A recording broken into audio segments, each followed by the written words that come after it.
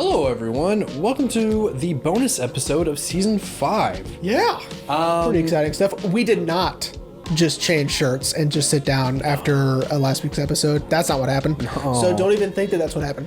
Because Why would you think that? And obviously it's so obvious because my cup is still here. So. Well, how do they know that's just not, I don't have all those cups? Maybe. My wife's a teacher. Yeah, that's true. Yeah. But yeah, so this is a I hate that we're bonus. promoting MISD, not gonna. So yes, this is a bonus episode. We did one back in Season 3 about films Movies that are bad that we love. Yes. Yeah. This time around, if you missed our No Country for Old Men episode, this one is more about what sparked this love of film for Jeremy and I. Ooh, good grammar. Mom's gonna like that. Yeah. Because, I do get asked a lot. Why do you like film? How can you remember the actors that have been in movies, the directors, and, It's the same reason people can remember who's,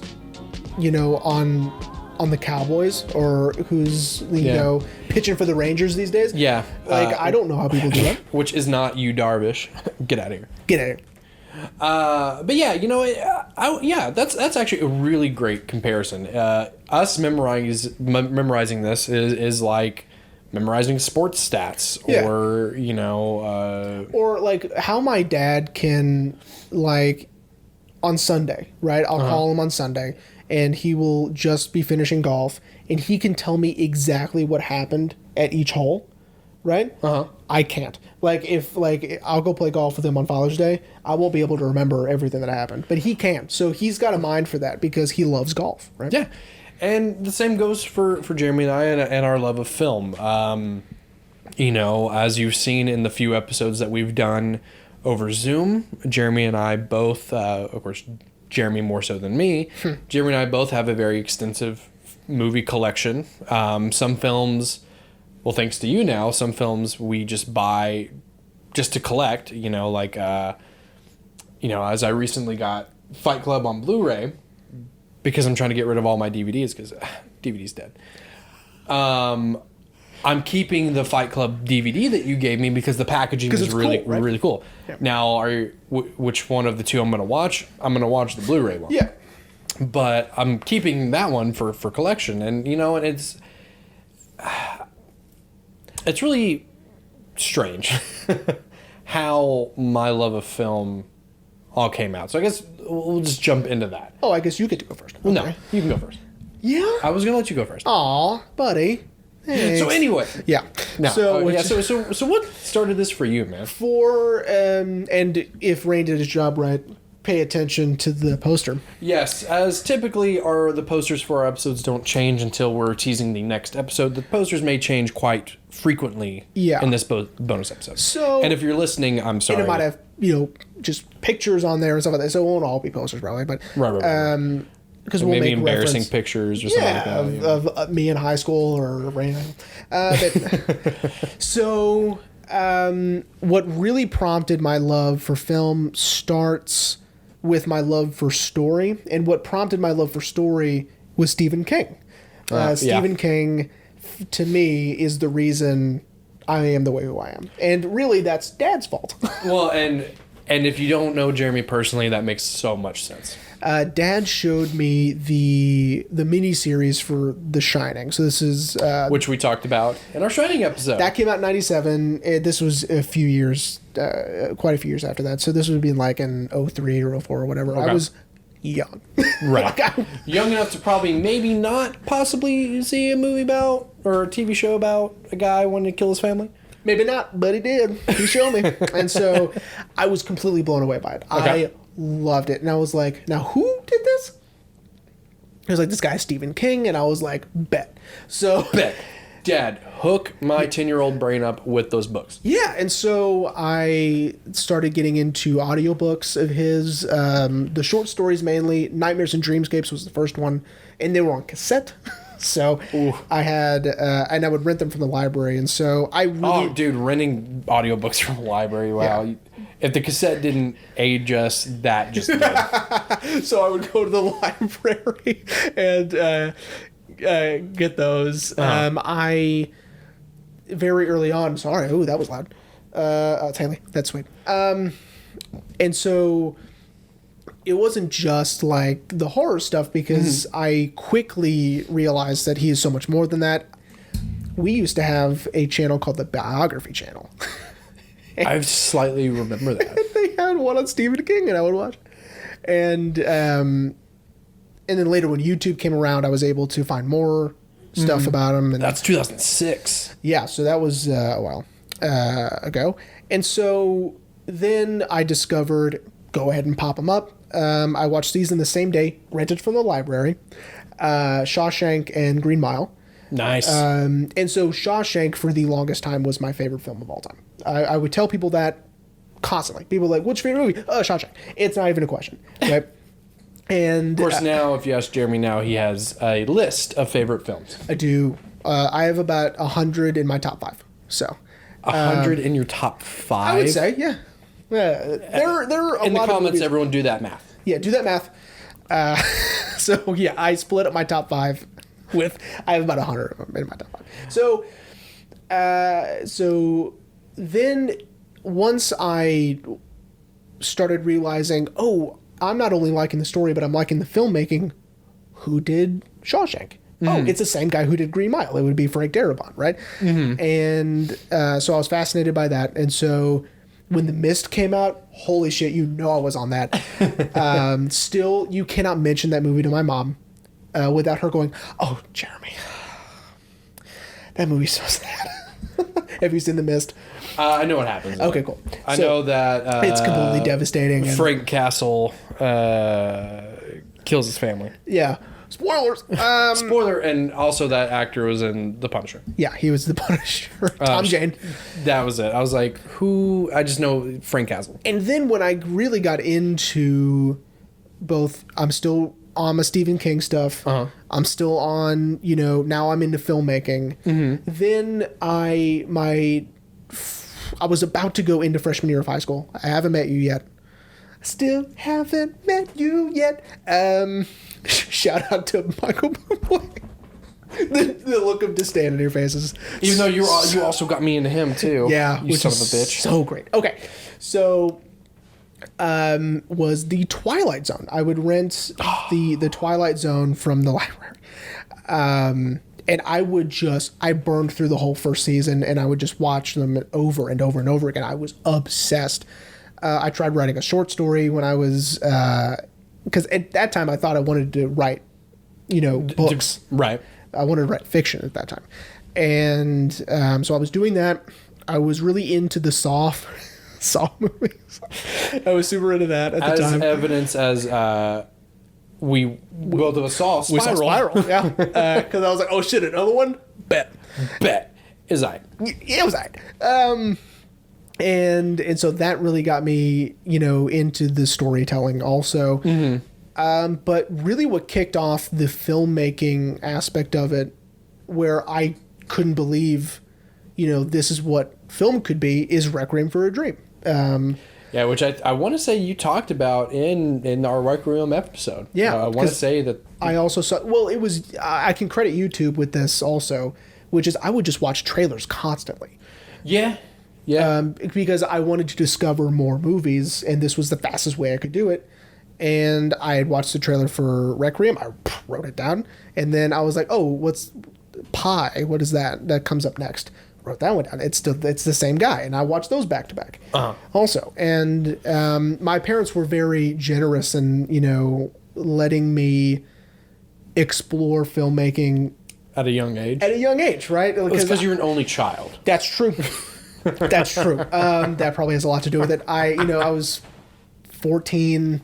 Yeah. And I was like, I want to watch Requiem for a Dream. Where I had to beg my mother to take me to go see Watchmen. Yeah. Because it was rated R. And right.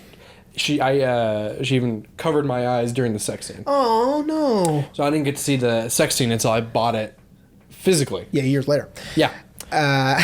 So anyway, so that just yesterday. That would be the genesis. That's hilarious.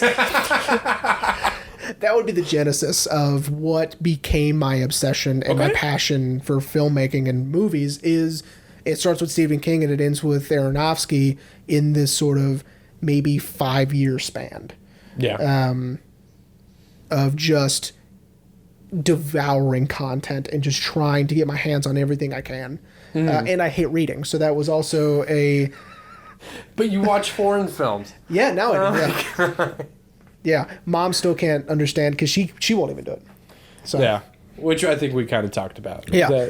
She just needs to relax her eyes. And yeah, just relax. Just like don't worry that you're going to miss anything because Right. you're not. I promise. You know. Yeah. And just watch it again. You know, what's the harm in that? But you know, now that college really helped also develop some quirks in my in genres that I wouldn't have really tapped into. I discovered in college that I love surrealism. So Yeah. Surrealism is great, especially when it's done properly. exactly. And also with foreign films, right? Yeah. I saw M for the first time. I just pointed to it like people can see where I'm pointing.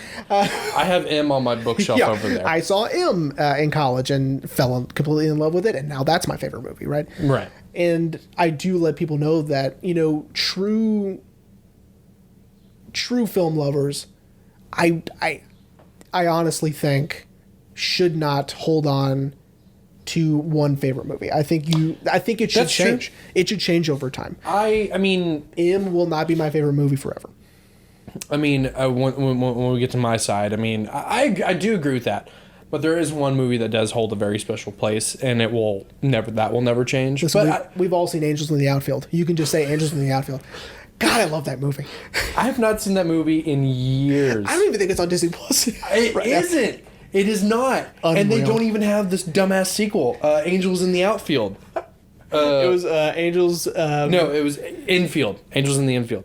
Because there's Angels in the Outfield, that's baseball, and then Angels in the Infield, that's I football. thought it was it was football. God, that's so dumb. Anyway, I love that movie, and of course that also sparking an interest, right, and a passion is one thing, but having an appreciation before that also does, right? So Absolutely. watching movies over and over and over again, like Angels Yeah. in the Outfield and and Hunchback of Notre Dame and Cats Don't Dance. These are just Shout out to our Hunchback of Notre Dame episode. we will do a Cats Don't Dance episode. Oh. I guarantee it. Now, I should mention our episode on Hunchback is not a full episode. It's just a brief little bonus episode we had. Just audio only. With our buddy Alex, his daughter, Alba. It's on the YouTube channel. It's not on any podcast, but anyway. Sorry. So anyway, so that also has a lot to do Yeah. with it. Goofy movie, of course, being one of those as well. Shout out to our Goofy movie episode. Yes. And so I would attribute all of that to my love of film because Yeah. it just snowballs, right? One kicks off the Absolutely. other. It's a domino effect. And I'm so glad that I just had the curiosity, right? To go in and say, well, what if I looked at this instead of this? Or Right. I could have just stayed on Stephen King, and I guess that would have been fine. I would have been disappointed along the way, especially with this new stand-in miniseries and the Dark Tower.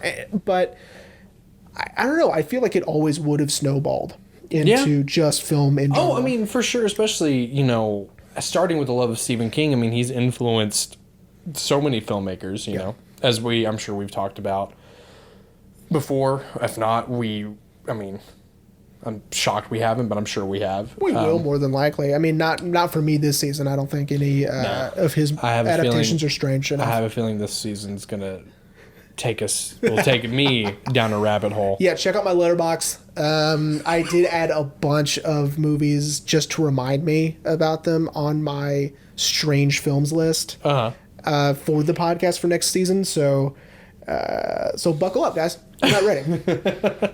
You're not ready. But so that would really be that was probably really fast, but that would be my origin story of my passion for films and for storytelling in this medium. Yeah, well, I mean, and that's really cool, man, because unfortunately I can't follow that because I don't really remember when I had a snowball moment. because growing up, I'm not going to get too personal, everyone. But growing up, I knew I had a love of movies and music. I loved listening to music with my parents, and I also love watching movies. Again, I grew up with the Disney Renaissance of the 90s. Mulan, Goofy Movie, all those movies, even classics. I watched Cinderella, and I grew up with animation films, and I don't know when the switch finally clicked, where I was like, I really like this. Yeah. I truly don't. It just, I just knew when I was old enough to know, like, I really like this. I want to do this. It was either music or movies. And so that's why I ended up going into orchestra, because I wanted to learn how to write music. And then that passion was quickly... Still a complete mystery to me. I don't know how people do that. I don't know how to do to this day, I don't know how they do it. I could watch someone do it and still not know how they're doing it. Yeah. And then that passion was quickly... that fire was put out, not High because... school will do that to you. Yeah. I still love music, but music production is something I don't have a passion for. But movies was always there. To this day, as you know, as pretty much any friend of mine knows, I want to direct a full-length film, and because I'm an egomaniac, I also want to write it. And that's just a life goal. If nothing ever happens of that, that's fine. At least I can say I did it. Yeah. But anyway, I really don't know what snowballed for me. The only movie, because I've been sitting here racking my brain like, okay, well, where did it finally snowball? And the only movie that I can truly think of that it finally snowballed for me was... It was either Back to the Future or it was Forrest Gump. Shout out to Back to the Future, by the way, because... I could talk about the movie for hours. And we have.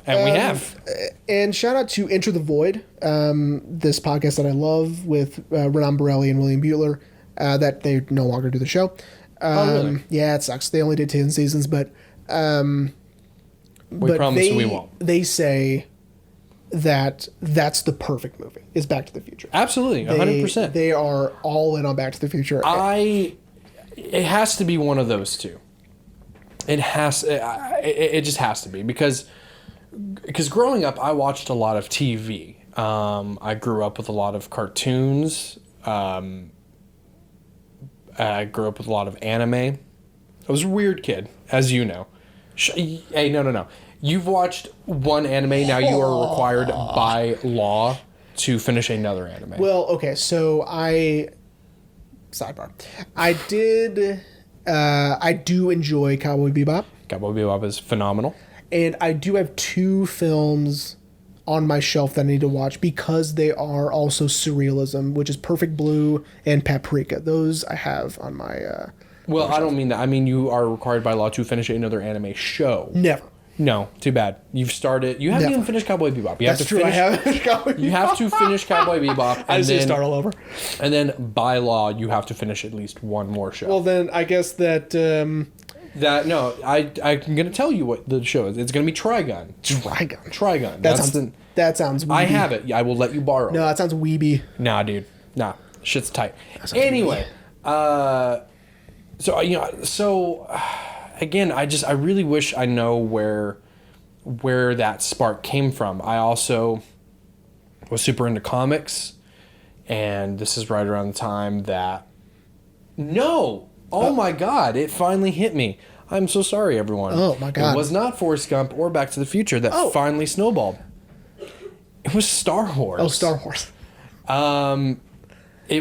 My parents raised me correctly, because I know a lot of our fans out there are going to be like, oh, you grew up with the prequels. And that's true. We did grow up with the prequels. That's technically true. But my parents did it right, and they showed me the original trilogy first, and that's what I grew up with. That was Star Wars to me. And that's what did it. That's finally what snowballed. Now, that's not when I started paying attention, though. That's just what snowballed my love of film. When I started paying attention, I believe This is riveting. I don't remember the film at all. I just remember the actor.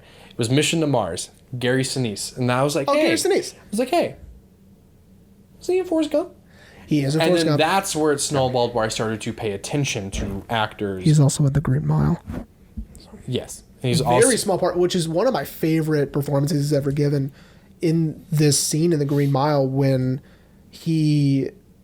where Paul Edgecombe goes and visits him to talk about John Coffey. And it's a very short scene, but that's where he tells the story of, it's not very nice, but it's where he, tells the story of the dog who bit his son, and he had to put it down, and blah, blah, blah. It doesn't matter. The point is, Gary Sinise is great. I will not watch CSI New York. He's also in Captain America and the Winter Soldier. Winter Soldier. Did you know? He's the voice in the museum. Captain America, that's him. Yeah, he's the voice in the museum. That's fine. Anyway, and I think that's when I finally started to pay attention. I'm like, hey, he's from that other movie.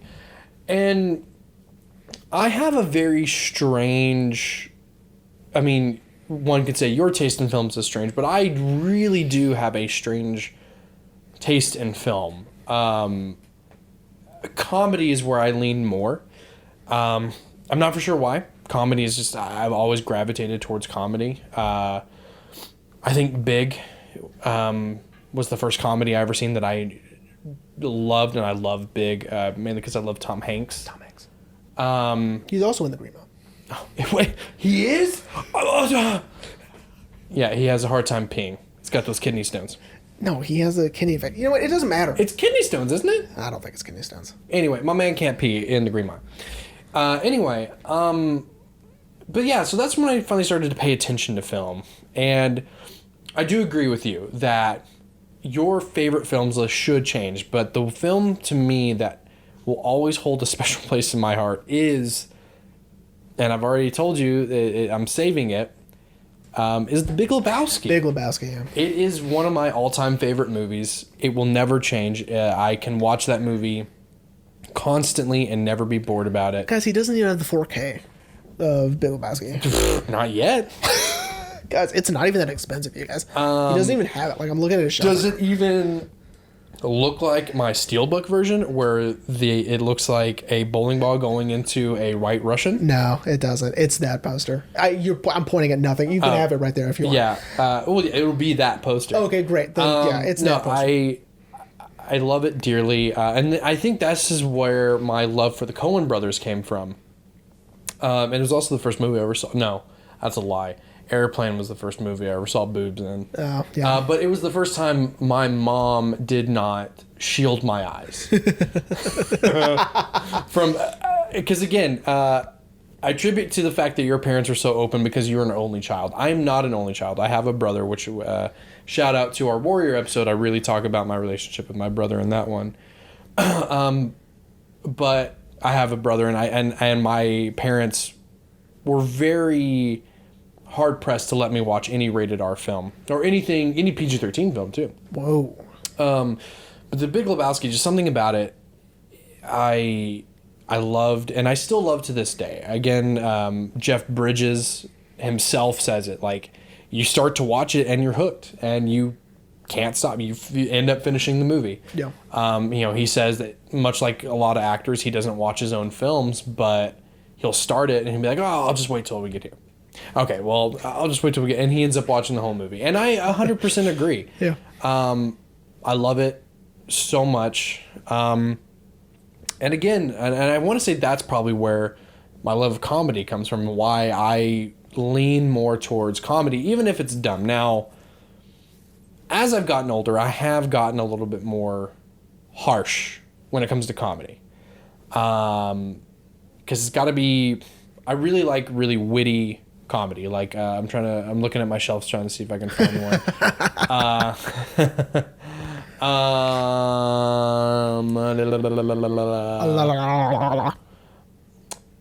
The only one my eyes hit, and even it's not a comedy, but it has comedy, is Bad Times at the El Royale, the comedy that is in it is very witty. It's very good. It's very smartly written. Stupid ass comedies like Jexy with Adam Devine, where his phone. Oh, I didn't see that. It looks fucking dumb. Okay. I have gotten a little bit more critical of comedy because I've also been spoiled by really good, well-written comedies like Nice Guys. Yeah, exactly. Nice Guys. Nice Guys is so good. Game Night. Kiss Kiss Bang Bang. Game Night is one of the best modern comedies I've seen in a while. Dude, you guys gotta watch. My Game poor Night. editing, it's gonna be like bam bam. Yeah. I haven't seen Date Night. That one, I don't know. That one didn't interest me. Game Night, no? No, I mean, I love Rachel McAdams and I love Jason Bateman. Batman. Jason Batman. Yeah, Jason Batman. But yeah, you know, but then in doing this, I've kind of finally broadened my views on drama, on foreign films. I think I've finally seen more foreign films than either of my parents have. I was even telling Mom about House. Yeah. And she was like, that sounds crazy. I'm like, and it is. And you should watch it. It's absolutely cuckoo bananas crazy. Gear up, guys. Yeah, because that is going to be my first episode of season 6. But yeah, you know, and so now thanks to you and thanks to doing this, I have garnered so much more room in sorry, it's the only word I can think of it. Shout out to Sherlock, my mind palace of pretty much useless information of directors and writers and actors. Yeah. And it's not going to stop. Like, I'm also toying with the idea of doing a slow cinema film. One of them is like 7 hours long, and it's like wait for the podcast or just watching it. Watching it is 7 hours long. Jesus Christ. Yeah. I mean that's essentially doing all 3 Lord of the Rings movies extended back to back in one day. Yeah, pretty much. And again, it's not very action packed. Not a lot's going on. It's very introspective. It's very philosophical, and so it's like I'm toying with the idea of doing one of those. I haven't watched it yet, but but yeah, you know, and man, like. And here's the great thing about film is, that's kind of our origin stories. And here's the great thing about film is that you can talk to anyone about it, even if they have very little knowledge of,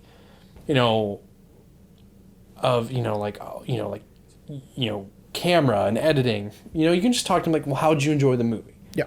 Oh, you didn't like it? Oh, well, why didn't you like it? Or you loved it? Okay, great. Well, I loved it too. Like, you know, most people like a movie. Yeah. Right?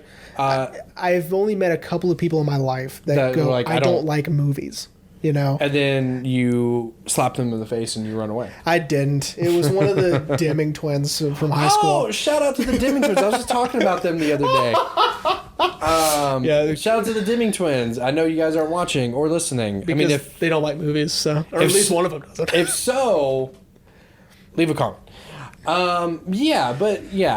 are those. He might have been yanking my chain. I don't know, but I was just like, "What movies do you like?" He goes, "I don't watch movies. I don't like movies." He might have been fucking with me. It could have been, but I mean, that's kind of how we became friends is through talking about movies. Yeah.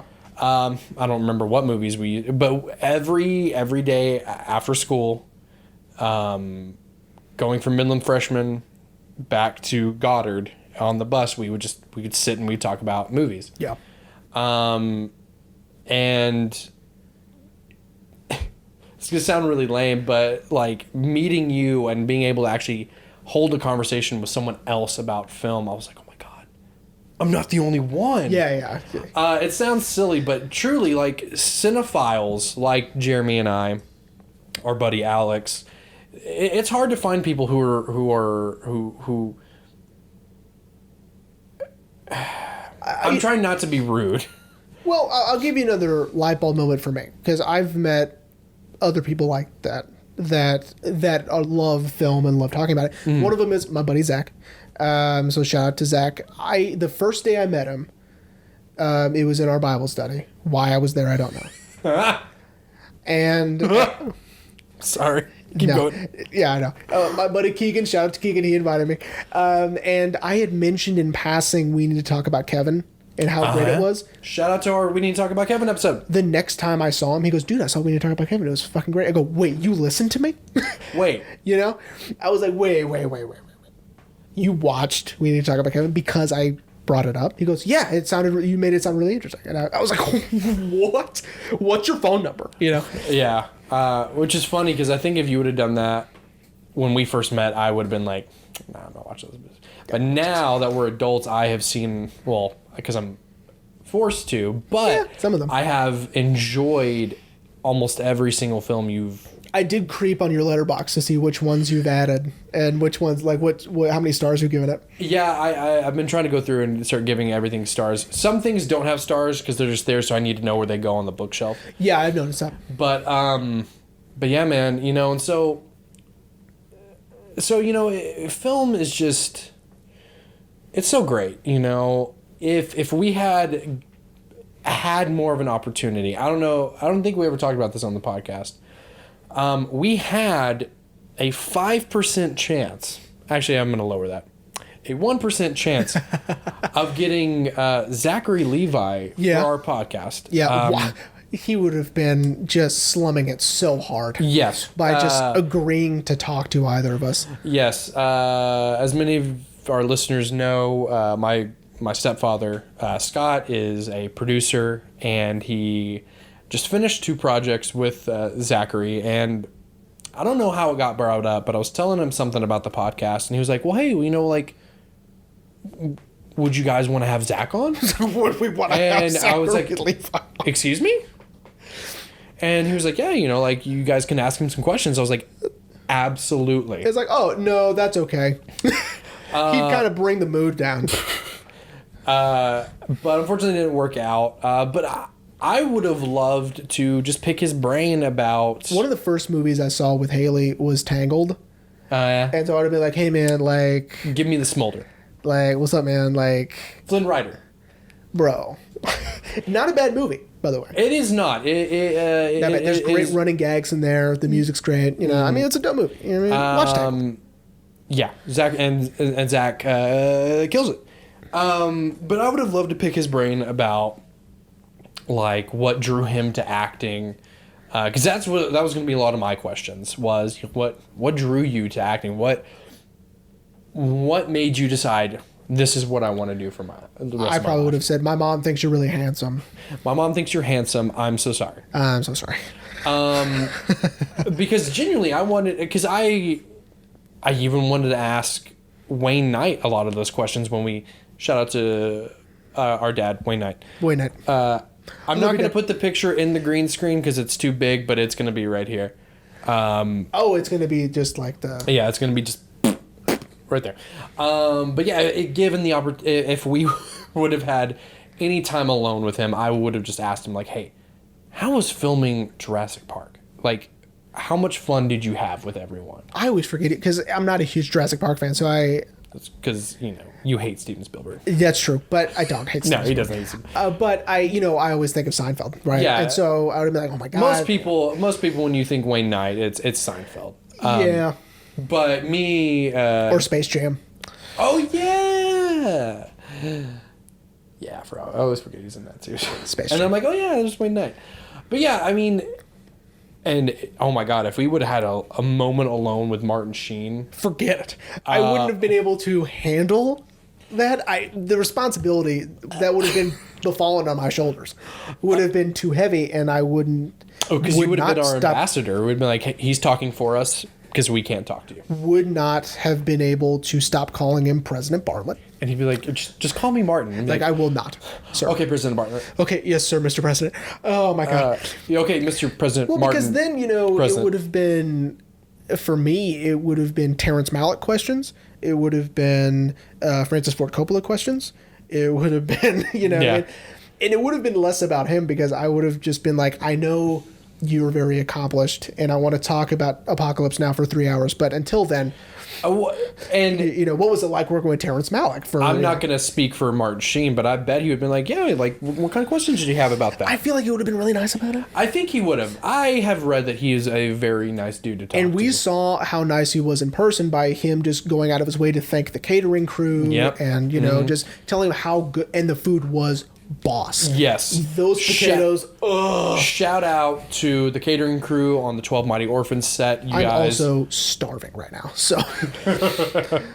But yeah, you know, and that also, you know, this episode has become kind of a stream of consciousness, but that also was a great way to see how film is made, visiting an actual movie set.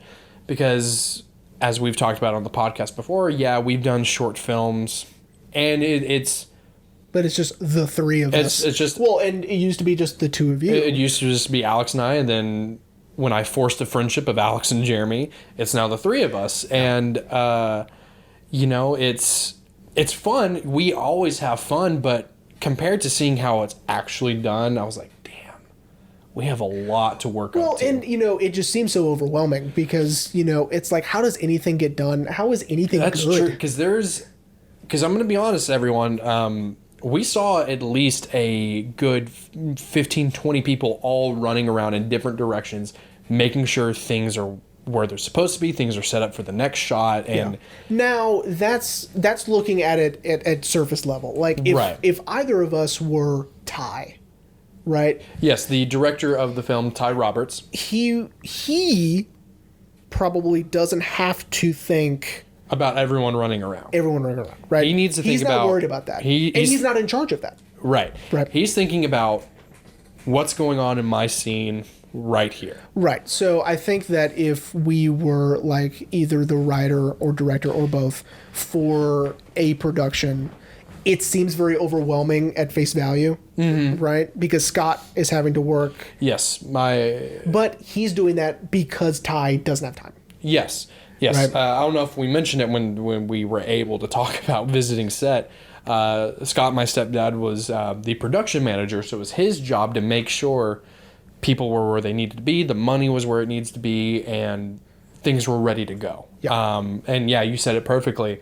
That's Scott's job, so Ty doesn't have to worry about that. Right. And there are things that, you know, that are under Scott that Scott doesn't have to worry about because that's their job. Yes. Right? It's, you know, but it does seem very overwhelming because how do you even begin to get all of that together? Right. And even just as simple as setting up a shot, you know, setting up a few shots, right? Getting that together, shooting it a few times, right? Yes, we saw a couple of scenes being shot in multiple takes. Is how is anything good? Because you're having to piece all of this together, right? And out of this chaos that is this film set, and having to set everything up and then take everything down and set it up again somewhere else. Yep. It's a wonder we can even say a film is good, right? It's like almost a miracle. But you know, that was also, you know, one of my big takeaways when we got to visit set was seeing Martin Sheen act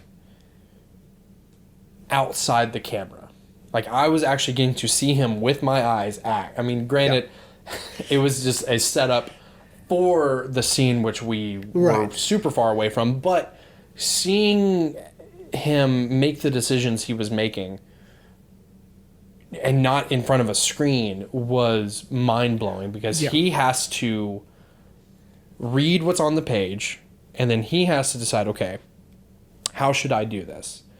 And, I mean, granted, again, like I said, it was just a setup for the main scene. It was perfect. I mean... Yeah, and, you know... Got himself a little bit of Dutch courage. Even when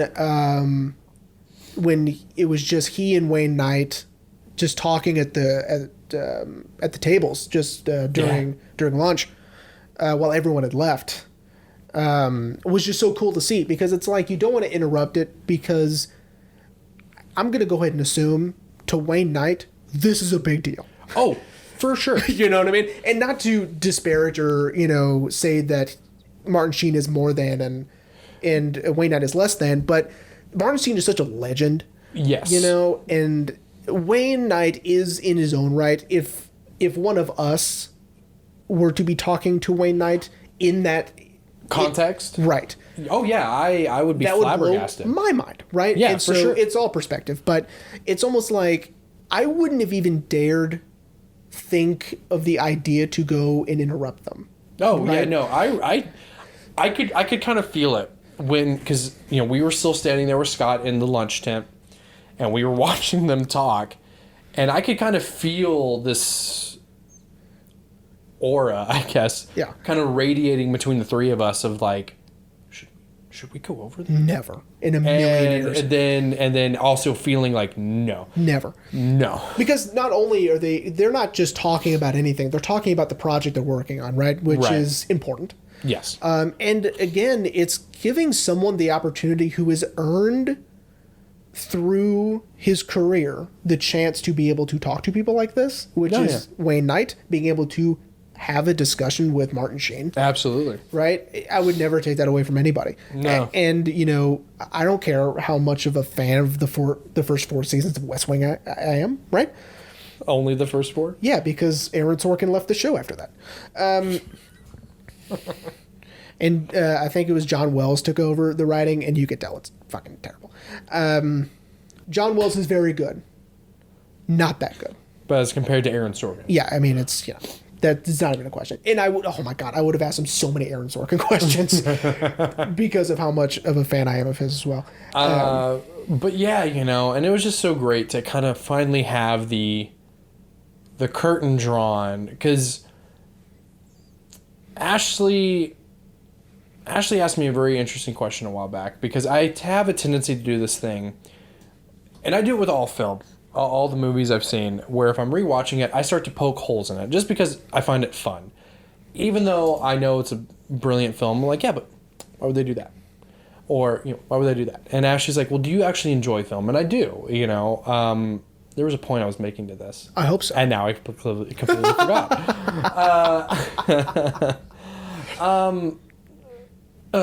Pulling the curtain back because, you know, because we sit and we watch these 1.5 hours all the way up to 7-hour long films, and you don't know the type of production that goes into it. And so that was so cool, having the opportunity to see the actual people that make the film good, the gaffers and the people doing the lighting and, you know, production assistants and DPs, and, you know, I took away so much, again, because that's what I want to do. I want to make a film. My feet have never hurt so bad. Yes, we were there for 10 hours. Yeah. And those guys had probably been there for probably a full day. I was so nervous, by the way, going, because I was I don't want to make a fool of myself. Oh, I want to stay out of the way. I think we were all nervous. I don't want people to look at me. I don't want, you know, the biggest thing for me, and it was even before Scott said it, I don't want to be in anybody's way, right? Yes. I want to be here, but not to anyone's, you know, detriment. I don't want, you know, not to anyone's, you know, inconvenience. Right. Right? Yeah, I for sure agree. I think we were all pretty nervous. Yeah. And I can't speak for every film set out there, because I know a lot of film sets have had their problems, but everyone at this, the 12 Mighty Orphans film set, were amazing. They were so friendly. They were like, hey guys, do you mind if we get by you? And even like, hey, do you guys want these headphones real fast? I was like, do I want to listen to the Video Village? Is that what you just asked me? Yes, we got to hang out in the Video Village, which was awesome. And they're like, yeah, why not? And I was like, I don't know why not. I wasn't expecting that question. you know what I mean? Yeah, and everyone was so friendly, and we did stay out of everyone's way, but, you know, if anyone asked, they were super nice. Like, hey guys, do you mind if we get by you real quick? I held the door open for Vanessa Shaw a couple times. Vanessa Shaw, if you're watching, and I gave her water. My man got you covered. Man,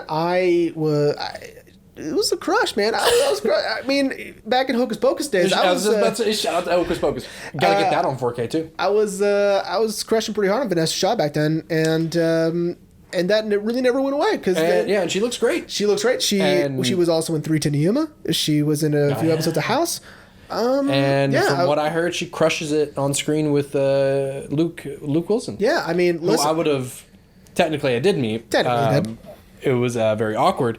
And I would have loved to pick his brain too, but Scott warned us very early on that he likes to be by himself. He is very nice, but he prefers to be separate and be by himself.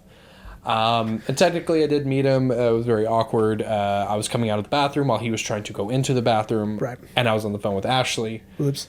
And because I didn't want to be responsible for ruining a shot because they were filming. Also, very tall.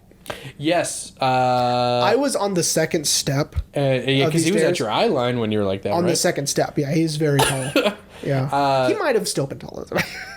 And he was not wearing platform shoes. He was wearing very uncomfortable, like, old man shoes.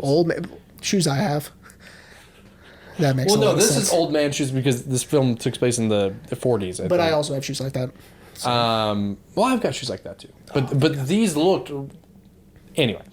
But yeah, it was so great. So and it really solidified that I was like, this is what I want to do. Yeah. And of course Alex has been bugging us about when we're going to make another one, which... That's on you. That is on me. And we will. I was in charge of the last one. I asked him to give me one more week, and if I can't find anyone, then we'll start production. Like, it's official. We'll start production. That's why I've been telling my mom, like, yeah, we're in pre-pro right now. Yeah, we're in pre-production right now. It's not a big deal. Like, I'm trying to gain the weight for the role. I gotta be part of that Gaines life. Yeah, I got to get shredded for my role and for my 2 lines. Yeah, and so it's not a big deal. But yeah, it really solidified, like, this. That's what I want to do. This. And Scott, I've had conversations with Scott. I was like, that's what I want to do. And he's told me to, like, not to be disparagingly, but he was like, maybe you want to be a producer. Because the producer's job is less stressful. The producer just comes down and makes sure the director's not fucking it up. And I was like, I do also want to produce, which I technically have produced a couple of the short films Alex and I have done. I haven't fronted the money, but I made sure that people were staying on script and stuff like that. Yeah. But I do want to direct, because I don't know. Something about directing has always driven me to it, and writing. This new short film that we will eventually start working on. And I'm so busy this month too. After I'm out of town a lot, so I'll have to literally phone in my performance. I think I'll do it through Zoom. This is my partner. Yeah. Where were you on the night of the 12th? But yeah. So Jeremy. Yeah. Are you ready to wrap this bonus episode up? Yeah, man. I just wanted to because I think we've been boring everyone. I just want to do a fun little bonus, like how did I get into this? How did you get into this? And we would encourage people to tell us how they got into this. Yeah, I don't on the Facebook page, on Twitter, on Instagram. Yeah, you nerds. On the website, I think there's a way I can include like a send us a message on the website or just comment on the YouTube video. We still have a website? I need to update it. Okay. And especially with us getting ready for season 6 soon. Yeah, we definitely need to update it. I got to update it for our new logo, which we haven't started yet on. At least we finally agreed on one. Yeah, we were in pre-production on a logo. As we're season 5, we were deep into season 5 when we finally had a new logo. Yeah. I say deep. We were 3 episodes in. Yeah. But anyway. Yeah, man. And we may do more episodes like this, maybe, as just kind of bonuses, because I do, like I said, having like a stream of consciousness just kind of take over. Yeah. Because when we do an episode, I have to stay on topic and prevent like season 1 things where we have 2-hour-long episodes. Yeah. Or a 3-hour-long episode if...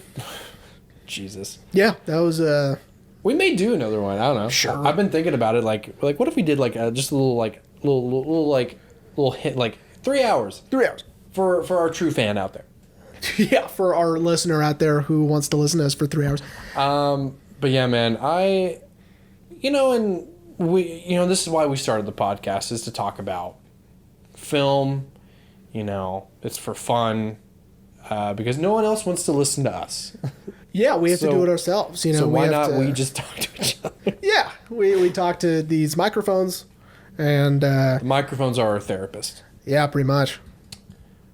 They know so many secrets. They're not. I have really good insurance, so I use I have great insurance. I guess it's fine. I don't know. My job gives me insurance. So yeah, suckers. But yeah, well, we hope everyone enjoyed. For reals, let us know somewhere on our socials or YouTube or whatever, why you have always loved film. Yeah. Or if you don't love film, we'd like to know. There's no way you're listening if you don't. I mean, but I do want to know, what's the movie that sparked it? If you can pinpoint it. Yes. If you can pinpoint it, that would be great. Or give me like a list. But I think, if it's that one movie, it just so happened it was 2 in a row that I can just say Shawshank and Green Mile. Yeah, for me, I can't really. I mean, I can say Star Wars, but where the snowball happened, I can't pinball. And of course, with the actual filmmaking, it would be Requiem. But whatever. It's not. And then once I discovered Chaplin, fucking forget about it. So I didn't even mention Chaplin's Chaplin. actual films, not the movie Chaplin. Like, I think Charlie Chaplin is the greatest. In my opinion, he's the greatest filmmaker to ever live. Oh yeah, man. Obviously that is subjective, but for me, he is my favorite filmmaker. When preparing for an episode, we talked for about a good 20 minutes about The Great Dictator. Yeah. And why I loved it so much. Yeah. But yeah, everyone, we hope you enjoyed this bonus episode. We may do more. I know sometimes we like to have the bonus episodes be a little treat for everyone, but we may do more. Who knows? Treats. But we hope you enjoyed, and get ready for season 6.